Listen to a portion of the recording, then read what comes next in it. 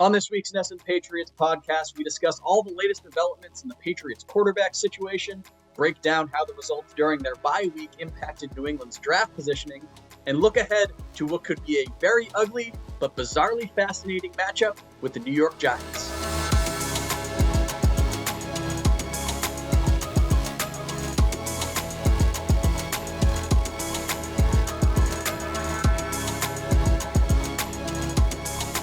Welcome to the NESN Patriots Podcast. I am Zack, back from my little extended European vacation. Joined as always by Dakota, Randall, back from his extended, Floridian vacation, Orlandonian vacation. Just Disney World. Just Disney World. It's okay. I'm not afraid to admit it. Wasn't sure if that was common knowledge, even though it's pretty easy to pick it up from any of your social media activity.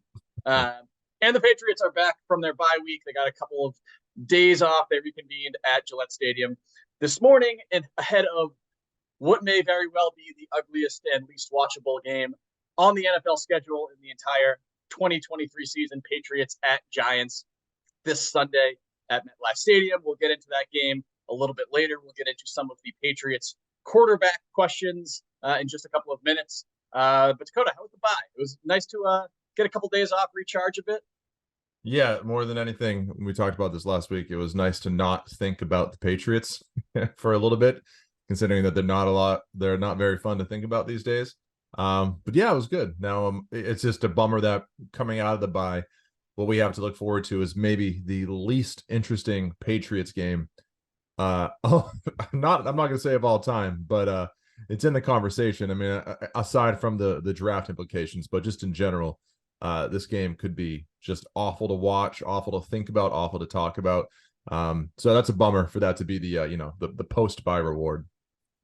I think it's almost so uninteresting that it is coming all the way around, becoming interesting just because of how uninteresting it is. It's almost a paradox in my mind right now. I'm bizarrely looking forward to this game between Tommy DeVito and whoever the hell is starting at quarterback for the Patriots on Sunday. 2-8 Patriots team, 3-8 New York Giants team, by almost all metrics, two of the very worst teams in the entire NFL. But we've got to start with the question that we spoke about at length on last week's episode, because it still has not been answered. We still do not know who will be starting at quarterback for the Patriots this weekend, whether Mac Jones will keep his job or if the Patriots will go to one of his backup options, most likely Bailey Zappi, if they do take that route. We spoke with Bill O'Brien, the Patriots offensive coordinator, for close to 20 minutes this morning. He didn't give any official indications one way or another. Based on some of his comments, it sounds like the Patriots haven't actually decided who will start this weekend. It gave the sense that it could be essentially a full-on quarterback competition in practice this week, but certainly Mac Jones' job not nearly as much of a certainty as it has been in previous weeks. Dakota, after listening to O'Brien this morning, what was your kind of takeaway on where the Patriots currently stand at the quarterback spot? Yeah, I feel like everything he said this morning was just kind of a continuation on of what the tea leaves have been saying over the last week, which is I think Mac Jones is going to start this weekend. That's just the vibe I get listening to O'Brien. Just the fact that Mac got all the first, or at least the majority of the first team reps in practice last week, and just some of the sort of the reporting on the outskirts there, just like indicating what we all sort of already know, is that they don't have a better option. So it's just they're in this weird spot where, if you bench him, you're probably not giving the team the best chance to win. And that's just not something that, Belichick typically signs up for. Certainly not the veterans in that locker room typically sign up for. But on the other side of it, there are reports from Andrew Callahan over at the Herald that the Mac Jones has completely lost the locker room, and that a lot of the players want to see them go away from Mac Jones. So it's just, do you appease those? If that report is true, do you appease those players? Even though it doesn't give the team the best chance to win, where does the draft position fit in with all of this? It's all a very kind of weird situation. And it just goes to show how bad Mac Jones has been, because if he was even just okay. This really wouldn't be a conversation simply because of how bad the backup options are. But I don't know. And it's, again, O'Brien didn't say anything concrete, but just listening to him, the vibe he gave off, it seems like it's pointing toward Mac making the start. But again, if he has a bad week of practice, I think he absolutely could be benched for this game. And I think it goes the other way as well. You mentioned that if it kind of shows how bad Mac Jones has been, that there's a danger that could be benched for one of these backup quarterbacks. I think it's on the other side too, how bad the backup options are, that this is even really a question at this point, because Mac Jones has just been, he's looked so broken all season, and especially of late. I mean, we've talked about it for hours, it seems, on this show and elsewhere. He doesn't seem to have any confidence anymore. He's making the same mistakes over and over and over again. Typically, when a player does that, he repeats the same mistakes, he's eventually going to be replaced. And the fact that that hasn't yet happened yet and might not happen this week just goes to show that the Patriots really don't seem to have any sort of faith in Bailey Zappi or Will Grier to come in and even be comparable, even be basically the same as Mac Jones, but different. I mean, it's a difficult situation to be in if you're the Patriots.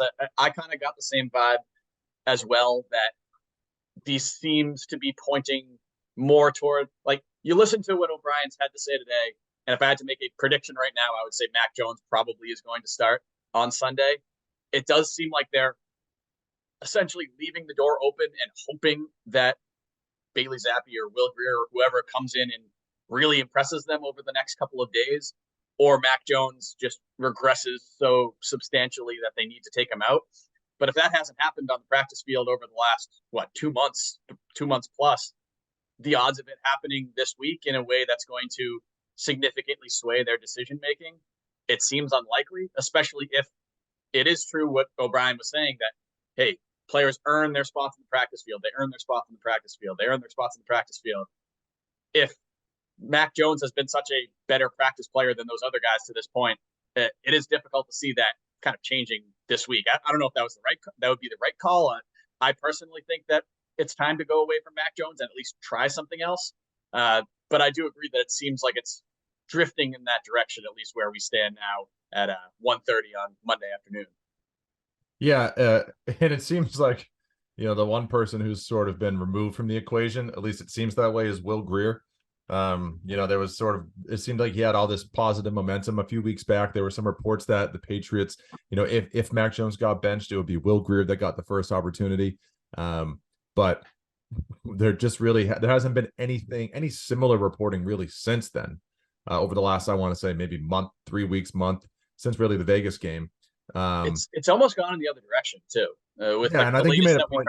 You observed something, I think, in the one of the Patriots YouTube videos yesterday or whatever, that I think I haven't had a chance to read any of that yet, but I think you made an observation that Belichick almost sort of tipped his hand on that one.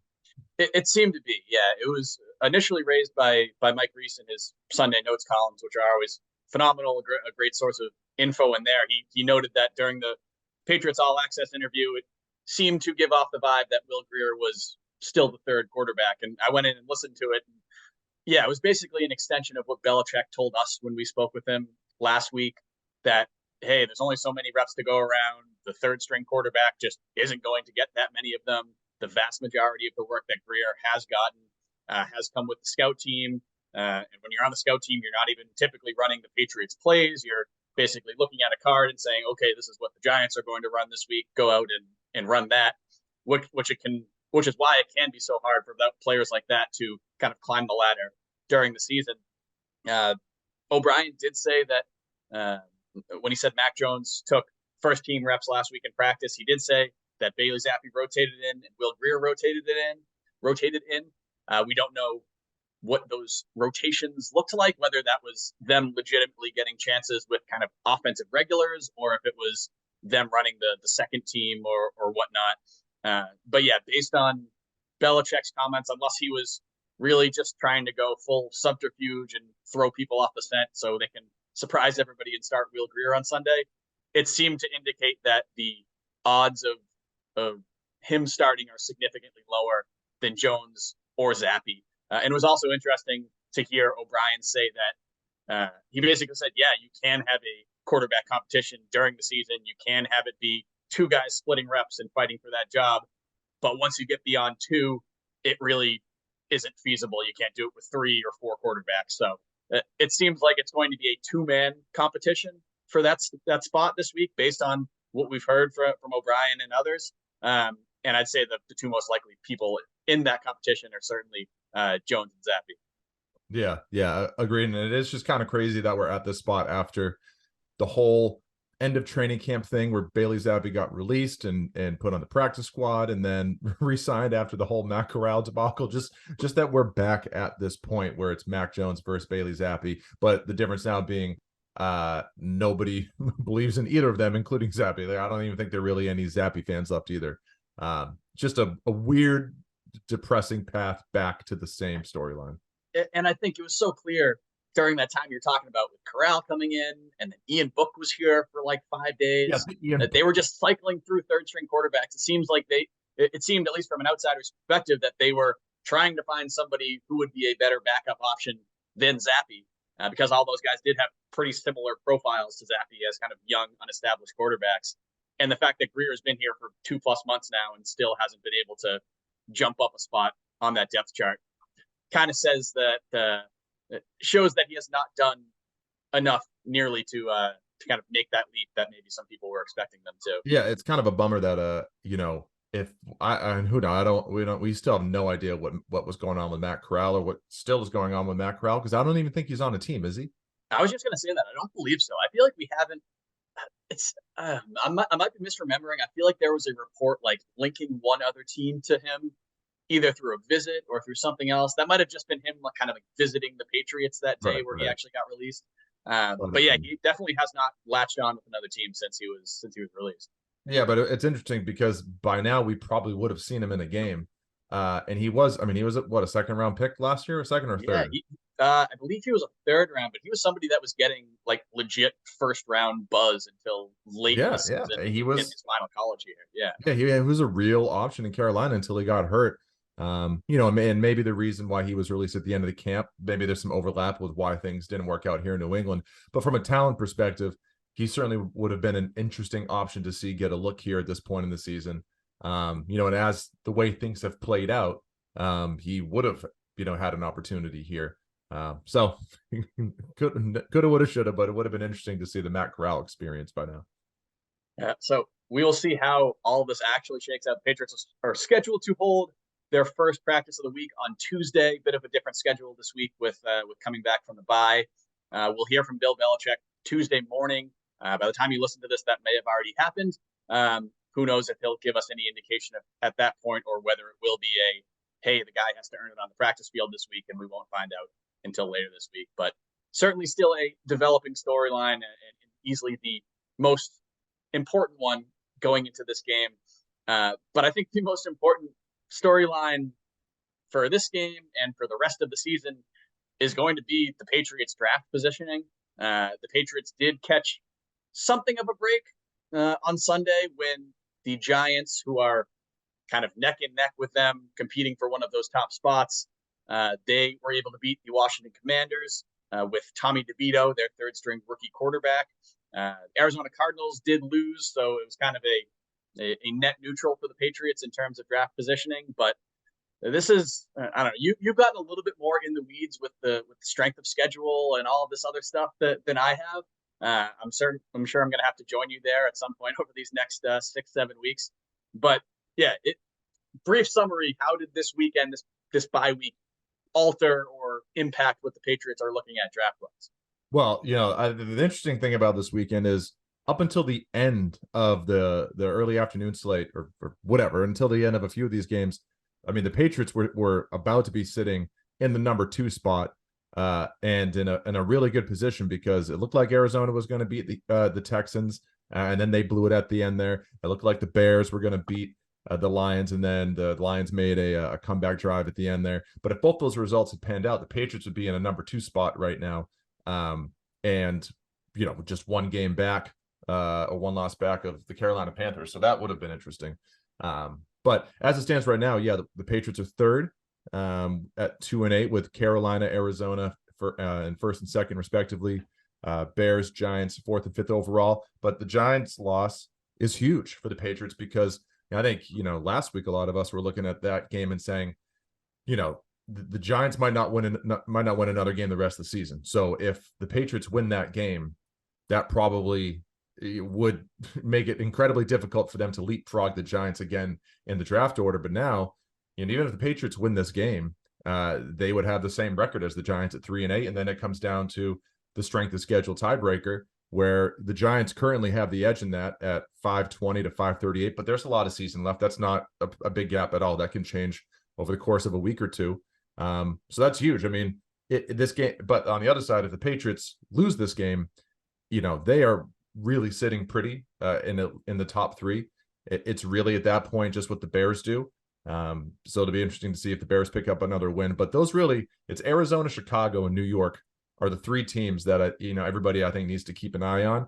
With Tennessee sort of looming there at 3-7, if the Patriots win and the Titans lose this week, I think the Titans actually could leapfrog the Patriots. But regardless, I think the Patriots are significantly worse than the Titans. So, the main thing though going forward is just, and we talked about it last week, is the in the weeds strength of schedule talk, which it's just as you look up and the season's almost over. What, there's 7 weeks left, 6 or 7?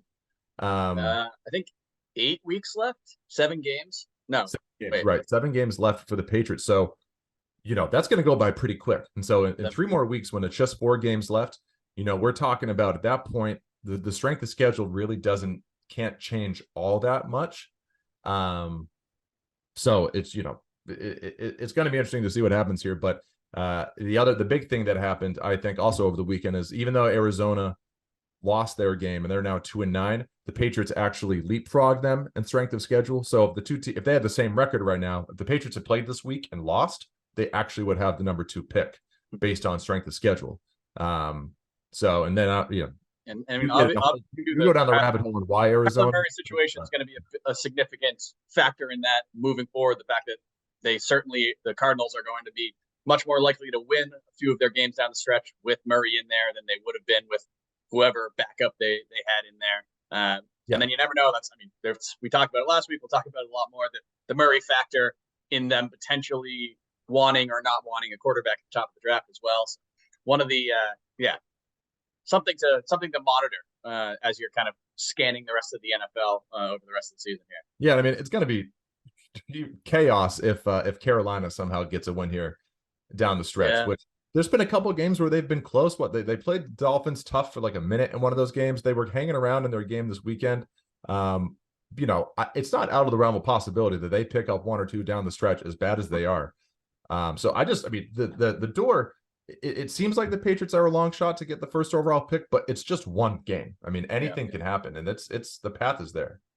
And also, too, the Patriots, we should note, have a very easy schedule, or not a very easy, a reasonably easy schedule down the stretch with some of the teams that they have left. The Giants, as we mentioned, are terrible. The Chargers have looked terrible, even though they have significantly more talent, you would probably say, than the Patriots.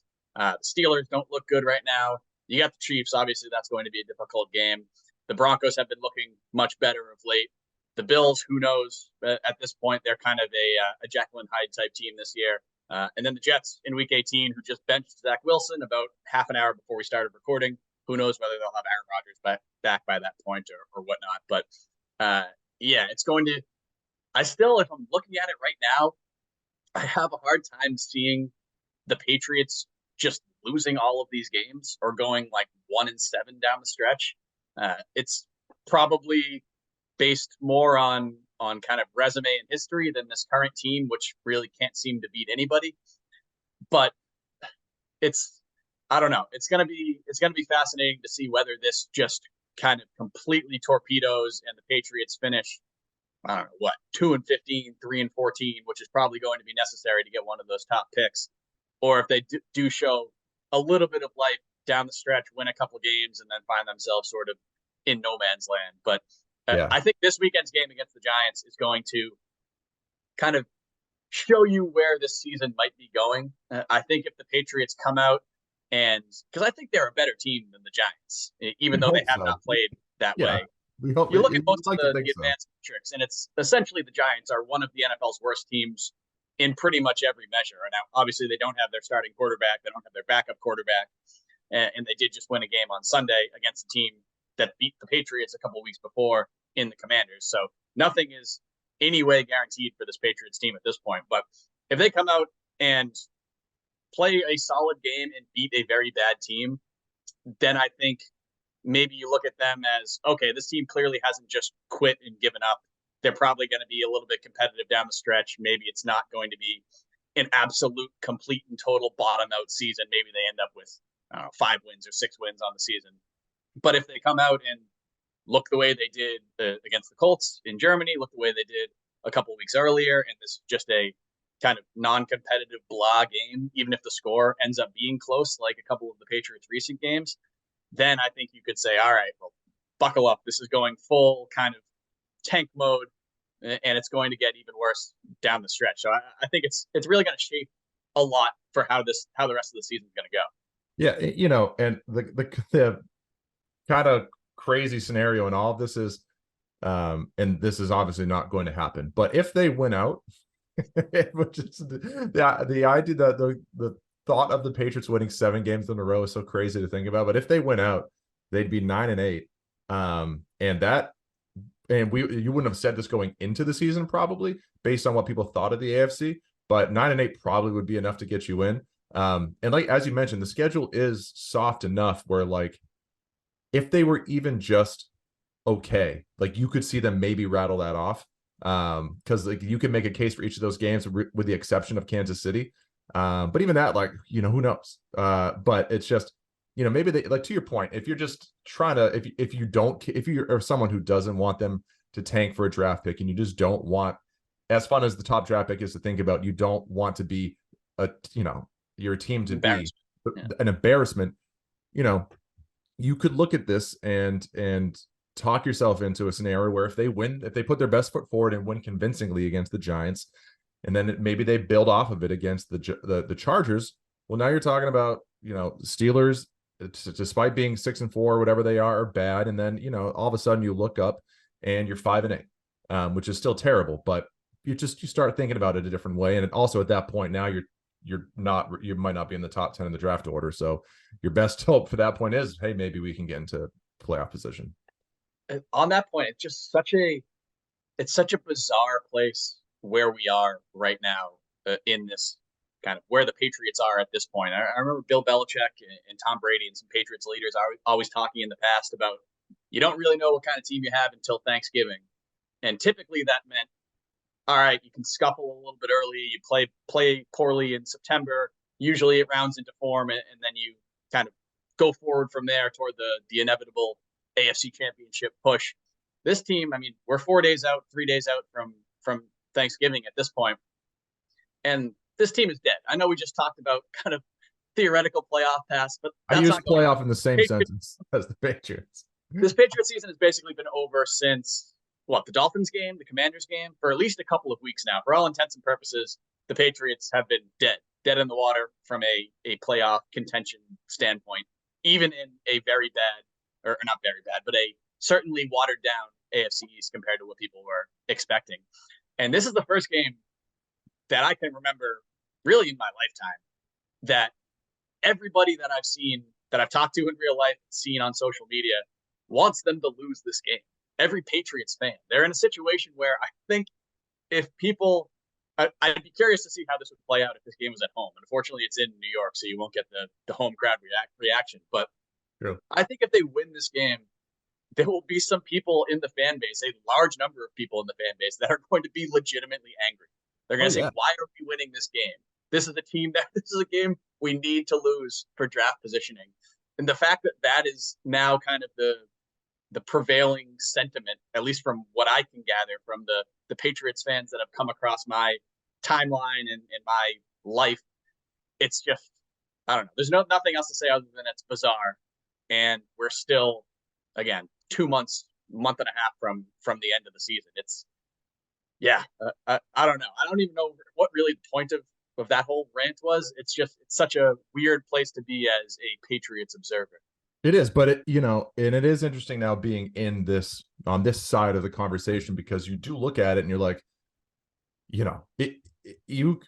it's franchise altering the next 7 weeks. Yeah. I mean, it's people look at it like, well, if you don't get the top pick this year, let's see what happens next year. Maybe you get a free agent, maybe you draft someone in the second or third round, but like a lot of fans think that, and then they look up 20 years later and they're the Browns or the Dolphins or the Lions, and they haven't been able to find that quarterback. And you can just bottom out for 15, 20 years. Patriots fans can't even fathom that, but it can happen.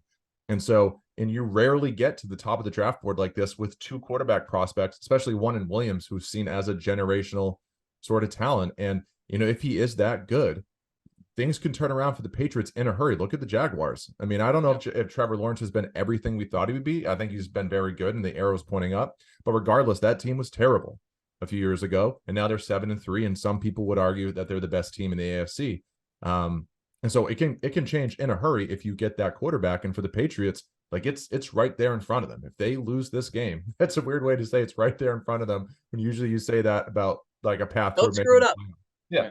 But if they lose to the Giants and they drop to 2-9, I mean, if you just look at the remaining strength of schedule, and again, this can change, the Cardinals have the 8th hardest remaining strength of schedule, and the Patriots have the 20th hardest. So the Patriots have them among the easiest. So just if both of those teams lose out, they would be in good shape. Yeah, if both those teams lose out, it's not certain, but it's close to a layup that the Patriots would finish ahead of the Cardinals and have at least the number 2 pick in the draft.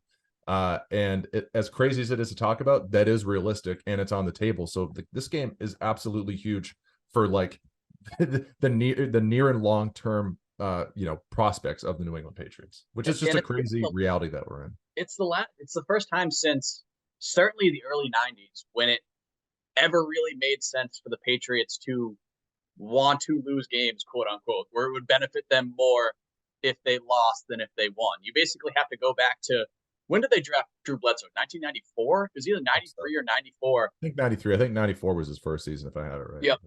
So every year since then, there hasn't been a kind of player or a hole that was large enough that they needed to fill, even in some of their bad seasons, even some of the Pete Carroll years where they were mediocre, even in Belichick's first season. They're going 5-11, but you're not saying, man, they should really lose some of these games down the stretch so they get a higher draft pick. They already had their franchise quarterback. Well, it wasn't the one that they thought that they had, but still, that wasn't the situation that they're in. Now you're saying, hey, there is a very clear need on this team that we can fill if we lose 7 of these final games. And it's just, it just goes back to the point of it being a very odd reality for the Patriots to be in right now. Yeah, but is this the biggest game for the Patriots since the 2018 Super Bowl? This is why it's going back to this game actually being moderately compelling for how uncompelling it is. Just how bad these teams are and where they both are at, and what is, like you said, what is on the line in this game. And it's funny too that it's the Patriots and the Giants who have had obviously played in 2 Super Bowls. They've had some great regular season matchups over the years, and now it's just them kind of duking it out for potentially being in that top 2 or 3 draft position. But one other interesting thing to watch for this Patriots team over these final 7 weeks of the season, to me, is just who on this team is going to be part of it moving forward. Not just next season. I know the Patriots roster is most likely going to turn over a fair bit this offseason, but like, who on this current Patriots team can you envision being a foundational star level player on the next contending Patriots team, whenever that is, whether that's 2024, whether that's 2026, whether it's a couple of years down the line? Looking at kind of building block players on this roster, there really aren't a lot of them. There certainly aren't a lot of them on offense. I looked through it last week and I picked out 5. I picked out Christian Gonzalez, Demario Douglas, Christian Barmore, Jabril Peppers, and Jawan Bentley, with a kind of 5A being Jelani Tabai kind of joining Bentley in there. There are a couple other ones you can make the argument for, like potentially a Ramondre Stevenson, but Patriots have only ever re-signed one running back that they drafted, and that was James White. Matthew Judon is still a great player, but he's going to be 32 years old this offseason. You don't know what's going to happen with guys like Owenu and Duggar in free agency this offseason. And then basically every other member of that draft class, except for Gonzalez and Douglas, in my mind, just hasn't shown enough to warrant an inclusion on a list like this. But how would you view this whole thing here? What do you think about the guys that I kind of pinpointed there? Is there anybody that I blatantly left off? Before I answer that, I just saw on Twitter that Jack Jones is saying he's going to block a bunch of Patriots reporters. Yeah, I saw that a little bit earlier. I am more than a little bit sure that was probably a direct response to a story that you wrote earlier about him potentially doing his what's it called, his Instagram story potentially was this a shot at Bill Belichick kind of thing, where calling Antonio Pierce the greatest the greatest head coach in the NFL. Wouldn't be shocked, but yeah, he's Jack Jones is I don't know. I would say that his social media activity over the last 2-3 weeks has been leave something to be desired. Yeah, totally. But yeah, to your original point, yeah, I mean, I think, it'll be interesting to see how Demario Douglas does down the stretch, despite the quarterback situation. Is he a foundational piece, as you mentioned? Christian Barmore in that conversation, I think, obviously. Not too many outside of that. I'd like to see, them maybe try and see what they have on the offensive line with some of these young players. I don't, and it's weird. I don't know what they can do. Like, what are you going to do? Bench David Andrews and start playing Jake Andrews? You can't do that. Let's take our bad offensive line and make it worse so we can see how this guy. Yeah, it's a tough spot to be in. Yeah, but you like to see, like, what do you have in Mafi, Jake Andrews? We already are seeing what they have in City Sao. So that kind of stuff. But I'll tell you what, the thing, one of the things I'm most interested to watch down the stretch this season is, I want to see what, if any, kind of send off Bill Belichick gets, and how this story sort of develops towards the end of the season. Like, if it becomes clear that he's done, maybe we get some sort of definitive report before the season finale. Who knows? But if we don't, and if it's kind of in the same sort of mystery place where Tom Brady was after that playoff loss to the Tennessee Titans, like, does Bill Belichick ever get his big send off with the Patriots? And that would be kind of interesting, because that would mean, 4 of the real pillars of the second Patriots dynasty all didn't get real send offs. Brady, after that Titans loss, was obviously a sour note to go out on, and we didn't have any clear answers. Julian Edelman never got a proper send off because his final season was in that COVID season. And Rob Gronkowski never got one because his final game was in that Super Bowl, and then he retired, and we really haven't seen him do anything Patriots related since. And so, are we just going to get some kind of boring season finale game against the Jets, and the crowd files out midway through the third quarter for some reason, and then Bill Belichick doesn't get his big sort of standing ovation that you would think he would deserve? So just a sidebar. I'm just, I'll be curious to see how that looks at the end of the season. But also too, to interrupt quick, the final game being against the Jets too is a fascinating wrinkle in all of that. Obviously, Belichick came from the Jets with the trade to come to the Patriots. He has hated the Jets for years and years and years. Yeah, full circle. If that could potentially be his final game as a Patriots head coach against the Jets, potentially with draft positioning on the line for the Patriots. And yeah, is it going to be like, is the crowd going to view it as kind of a foregone conclusion?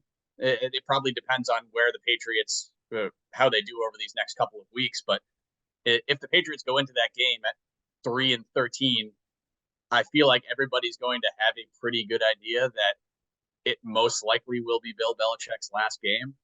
And is it treated then as kind of a full-on afternoon of celebration for Belichick? Or yeah, it's going to be a very bizarre kind of moment for the potential end of such a storied coaching career. And is it going to come out before the game? This is going to be Bill Belichick's final game as head coach. They're going to part ways after the season. Probably not.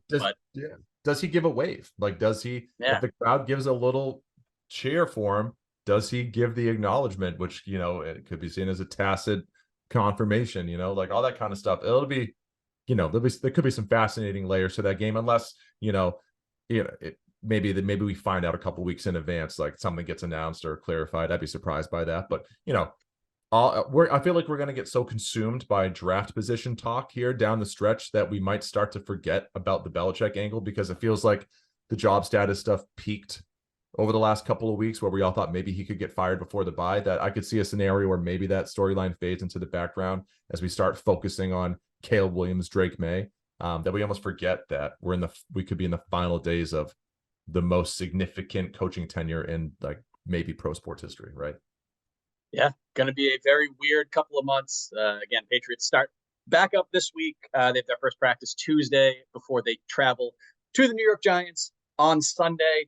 Any final thoughts before we wrap up this episode here? None. Zero. Empty the tank. I love it.